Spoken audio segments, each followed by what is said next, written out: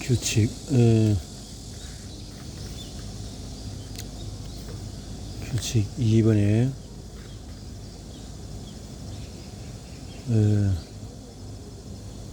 꿀을 얻고자 하자면 꿀집을 차지 마라는 것이 1번이었고, 비난, 비판, 불평을 하지 말라. 2장에서 인간관계의 중요한 비밀은 세상에서 누군가를 행동이 옮기도록 만드는 방법은 단 하나뿐이다. 그 방법이 무엇인지 생각해 본 적이 있는가? 단 하나의 방법은 바로 다른 사람이 그 일을 하고 싶도록 만드는 것이다. 기억하라, 다른 방법은 없다. 당연히 옆구리에 총을 바싹 가져다 대며 원하는 것을 얻어내는 방법도 있다. 직원들을 해고하겠다고 협박하며 협조를 얻어낼 수도 있다. 물론 당신이 등을 돌리는 순간의 상황은 바뀔 것이다. 아이를 때리거나 협박하면서 뭔가 하게 만들 수도 있다. 하지만 이런 세련되지 못한 방법은 원치 않는 결과를 낳기만 한다. 내가 당신이 어떤 일을 하게 만드는 유일한 방법은 당신이 원하는 것을 주는 것이다. 당신은 무엇을 원하는가? 지금부터 프로이트는 당신과 내가 하는 모든 일은 두 가지 동기에서 벌어진다고 말했다.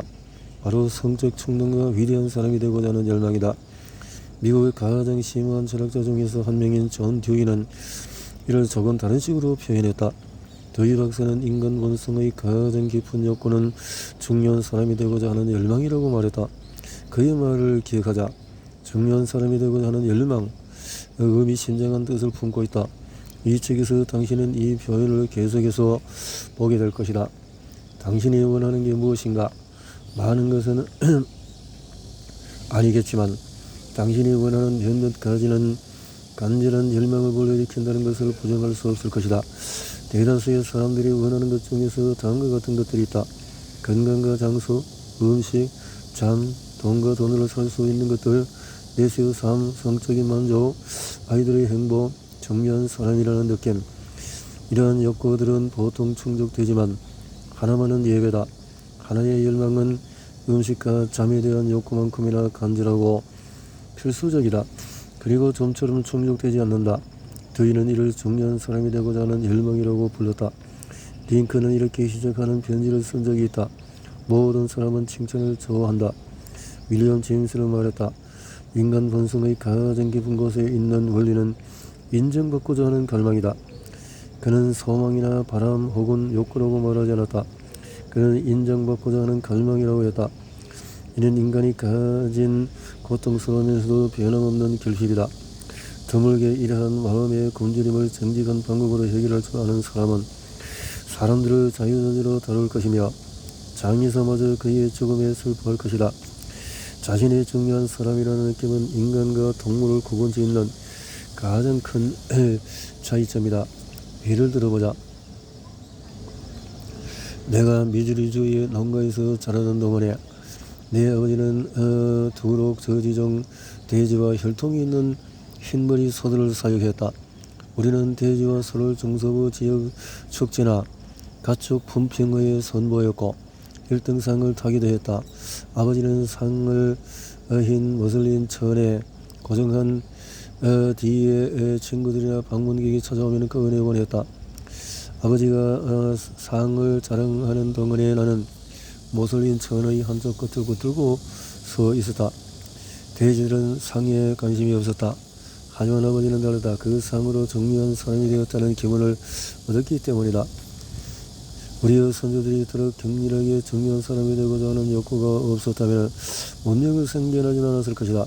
그 욕구가 없이는 또한 짐승과 다르지 않다. 중요한 사람이 되고자 하는 욕구는 어느 교육을 받지 못한 가난에 시달리던 식료 품종의 정원이 50센트에 산 통 밑에 우연히 들어있던 법서적을 탄독하게 만들기도 했다.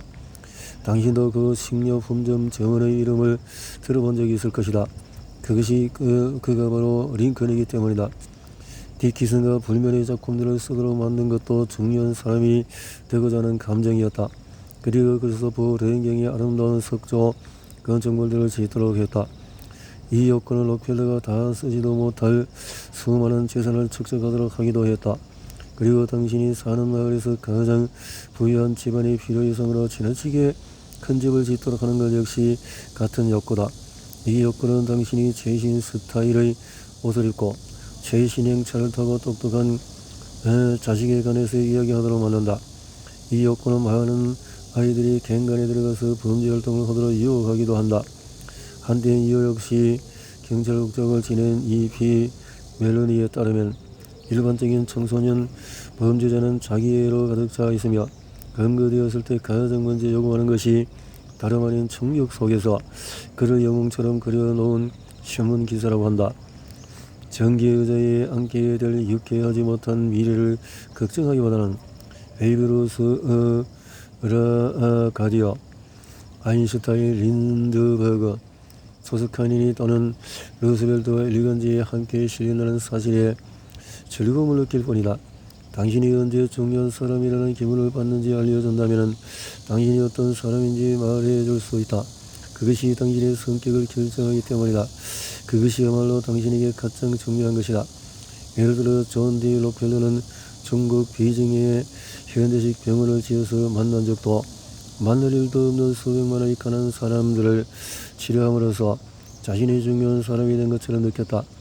반면에 딜린지는 노상강도 은행 대리범 그리고 살인자가 됨으로써 그 같은 기분을 느꼈다. FBI 요원들이 그를 체포하려 했을 때 그는 미네소타주에 있는 한 농가로 뛰어들어 이렇게 외쳤다. 나는 딜린지다. 그는 공공의적이라는 사실을 자랑스럽게 여겼다. 그는 이렇게 말했다. 나는 당신들을 해칠 생각이 없다. 하지만 나는 딜린지다. 맞다. 딜린지와 록펠러의 가장 큰 차이점은 그들이 중요한 사람이라는 감각을 찾는 방식이었다. 지난 인류사를 돌아보면 유명 인사들이 이러한 감정을 느끼기 위해서 애써온 재미난 일화가 가득하다. 조지 워싱턴마저 위대한 미 합중국의 대통령 각하라고 불리기를 원했다. 콜럼버스는 해군 제독이자 인도의 총독이라는 명칭을 요구했다. 에리트리카 2세는 황후 폐하로 운을 띄우지 않은 편지를 훔쳐오기를 거부했다. 그리고 링컨 부인은 클린트 여사에게 이렇게 호통을 친 적이 있다. 어떻게 내가 앉으라고 하기도 전에 자리에 앉을 수 있죠? 백만 장자들은 1928년 버드 제독이 남극으로 탐험을 떠날 당시에 눈 덮인 산맥에 자신들의 이름을 붙이겠다는 협의하에 그의 탐험 비용을 대었다. 빅토르 위고에게는 다르만 파리시의 이름을 자신의 이름으로 바꾸려는 열망이 있었다. 그 위대한 셰익스피어마저 가문의 문장을 확보함으로써 그의 이름이 빛나도록 했다. 사람들은 동정과 관심을 얻고 중요한 사람이라는 느낌을 받기 위해 병자가 되기도 한다. 예를 들어서 맥킬리에서는 미국 대통령을 지내던 남편이 중요한 국가 업무를 보는 대신에 침대에 비스듬히 기대어 누워 자신을 안고 잠들 때까지 지켜보게 했다. 그녀는 치과 치료를 하는 동안에 그가 곁을 지켜야 한다고 고집을 피우는 것으로 끝없이 관심을 받으려는 욕구를 충족시켰다. 한 번은 그가 국무장관 존 헤이와의 약속을 지키기 위해 그녀를 치과 의사와 홀로 남겨둔 적이 있었는데 그녀는 불같이 화를 냈다고 한다. 언젠가 작가 메리 로버츠 라인하트는 자신이 중요한 사람이라는 것을 확인하기 위해 병을 얻게 된 한 젊은 여성의 생생한 일화를 나에게 들려준 적이 있다. 어느 날 이 여성은 무언가에 직면해야만 하는 상황에 처했습니다. 어쩌면 자신의 나이 문제였을지도 모릅니다. 이제 결혼하기 힘들 거라는 사실일 수도 있고요. 이 외로운 날들이 계속해서 이어지고 있었고 기대할 만한 것도 점점 사라지고 있었으니까요.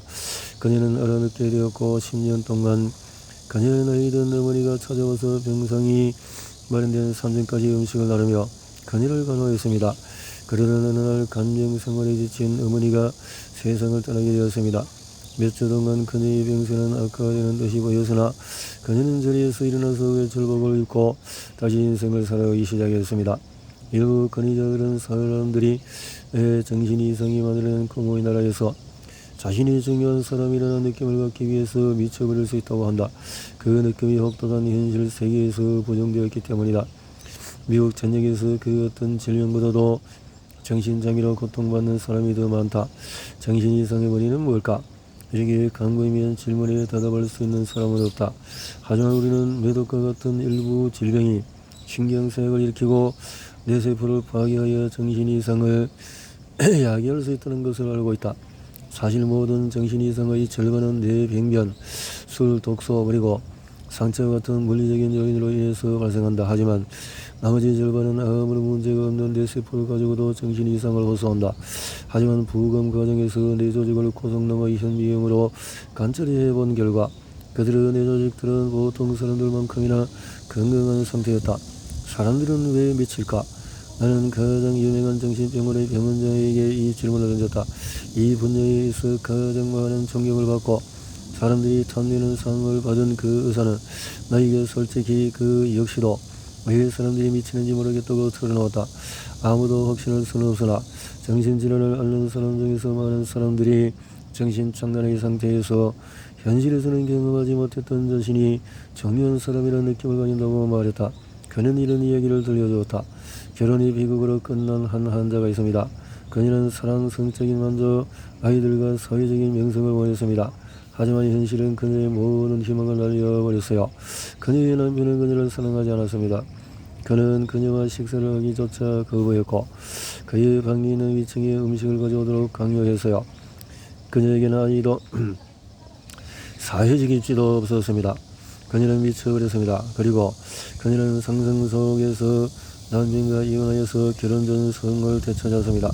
지금 그녀는 자신이 영국의 기적과 일어나여서 미스 부인이 되었다고 주장합니다. 그리고 자식의 경우에 그녀는 매일 밤새 아이를 낳는 상상을 하고 있습니다. 그녀를 만날 때마다 이렇게 말합니다. 선생님, 어젯밤에 아이를 낳았어요. 그녀의 꿈이라는 또 배는 현실이라는 잔인한 암초에 부딪혀 산산조각이 나도록 했다. 하지만 정신 이상이 만들어낸 따뜻한 햇살이 내리쬐는 환상의 섬에서 그녀의 배는 돛대를 스치는 바람의 소리를 들으며 항구에 들어오는 중이다. 그녀의 의사는 나에게 이렇게 말했다. 비극이 아니냐고요? 잘 모르겠습니다. 만일 그녀가 다시 제정신을 차릴 수 있도록 할 수 있대도 나는 그러지 않을 겁니다. 그녀는 그 세상에서 더 행복하니까요. 일반적으로 볼 때 정신 이상을 앓는 사람들은 당신이나 나보다도 행복함을 느낀다. 그 병적인 상태를 즐기는 것이다. 그러지 말라는 법이 있을까? 그들은 자신들이 가진 문제를 얘기했다.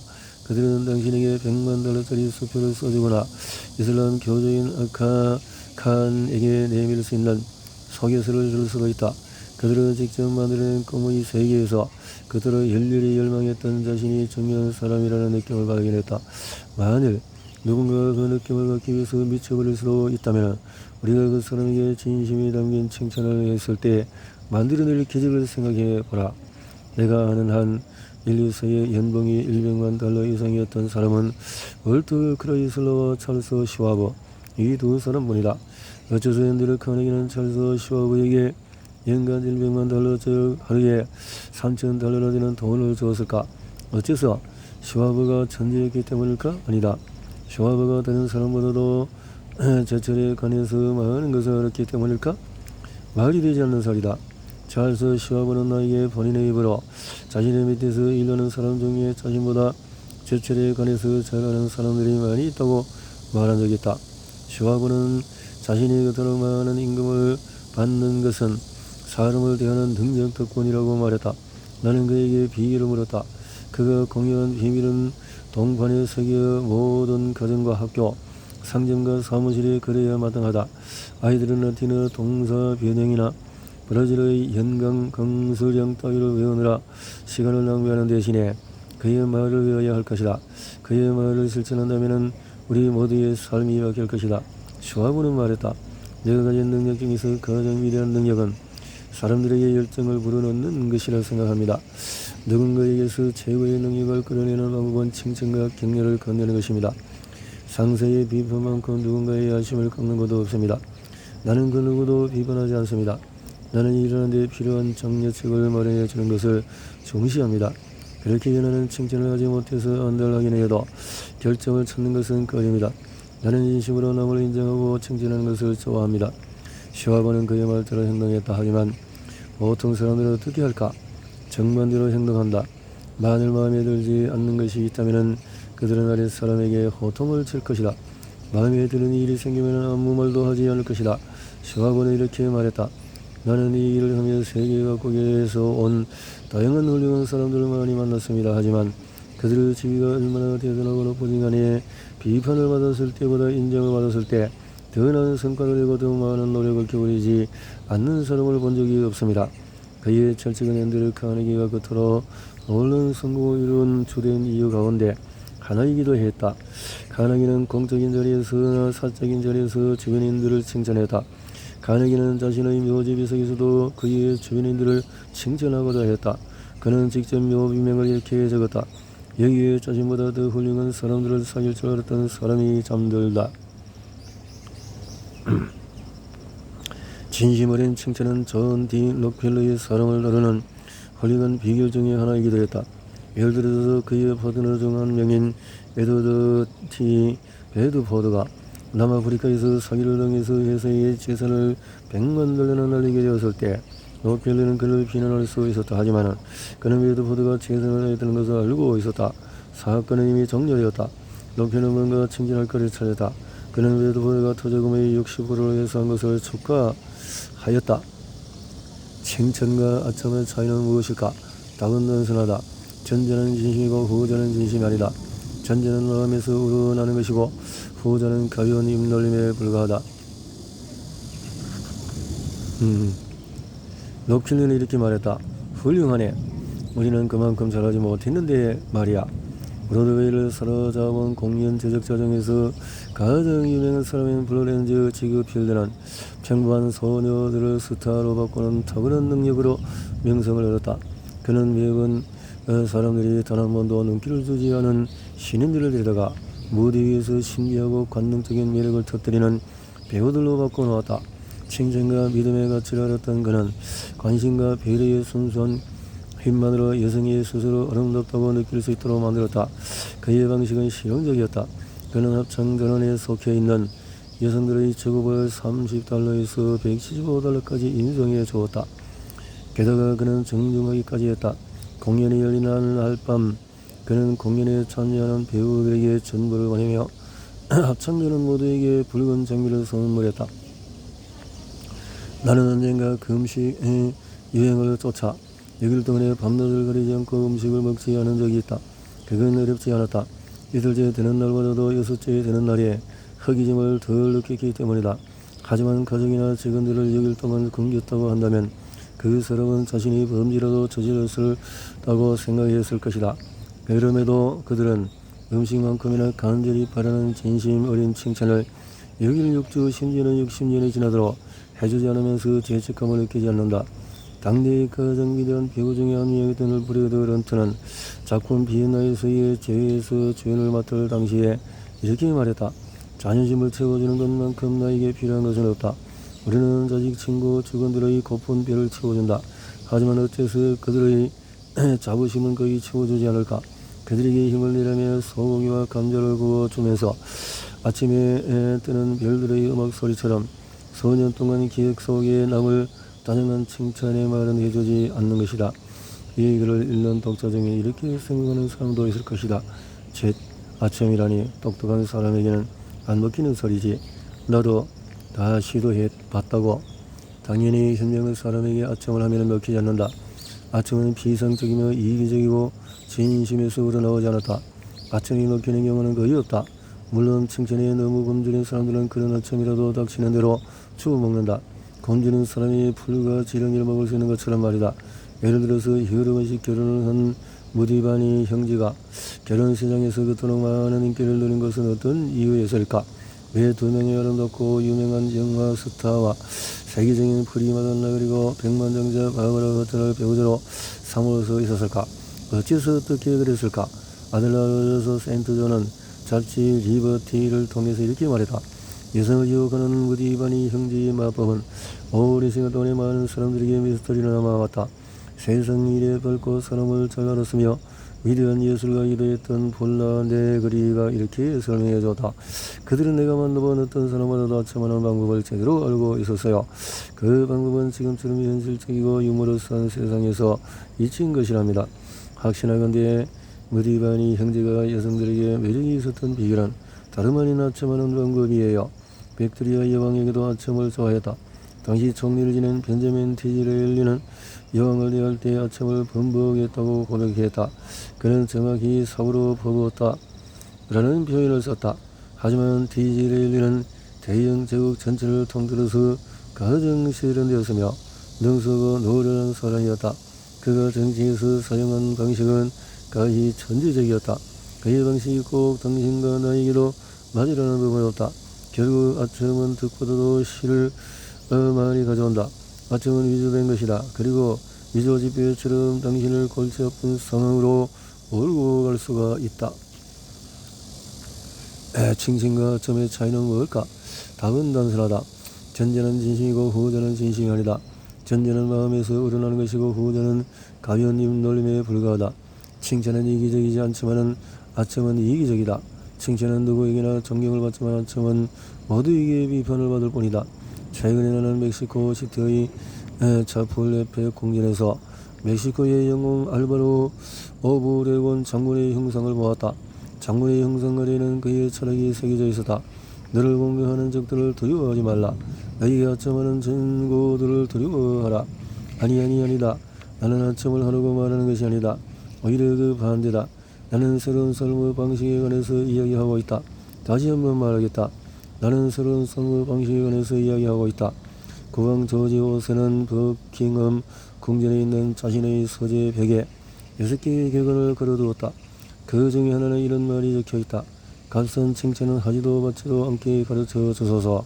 아첨이 바로 그 값싼 칭찬이다. 한때 이런 아첨의 정의를 읽은 적이 있다. 아첨은 다른 사람이 스스로 가지고 있는 평가를 정확히 짚어주는 것이다. 레볼도 에머스는 말했다. 어떤 언어를 쓰든 당신의 말은 곧 당신이 어떤 사람인지 드러내기 마련이다. 만일 아첨만으로 모든 것이 해결되었다면 모두가 사람들의 관심을 끌 수 있을 것이고 우리는 모두 인간관계의 전문가가 될 것이다. 특정 문제를 생각하지 않을 때 우리는 95%의 확률로 우리 자신에 관해 생각한다. 우리가 자신에 관해서 생각을 잠시 멈추고 다른 사람의 장점을 생각한다면 값싸고 거짓된 아첨에 기대지 않아도 된다. 그런 말은 입 밖으로 꺼내기도 전에 정치가 탄로나는 법이다. 에머슨은 이렇게 말했다. 내가 만나는 모든 사람은 어떤 면에서 배울 점이 있는 나보다 나은 사람이다. 에머슨이 그에 관해서 옳았다면 당신과 나에게는 훨씬 더 당연한 이야기가 아니겠는가? 우리의 성과와 힐망에 대해서 생각하는 것을 멈추자. 다른 사람의 장점을 찾아내도록 해보자. 그리고 아첨은 잊어버리고 정직하고 진심이 담긴 칭찬을 하자. 진심으로 또 마음껏 칭찬하라. 사람들은 당신의 말을 소중히 간직하며 귀하게 여길 것이다. 그리고 평생 그 말을 되새길 것이다. 당신이 그들의 존재를 잊어버린 뒤에도 말이다. 솔직하고 진심이 담긴 칭찬을 하자.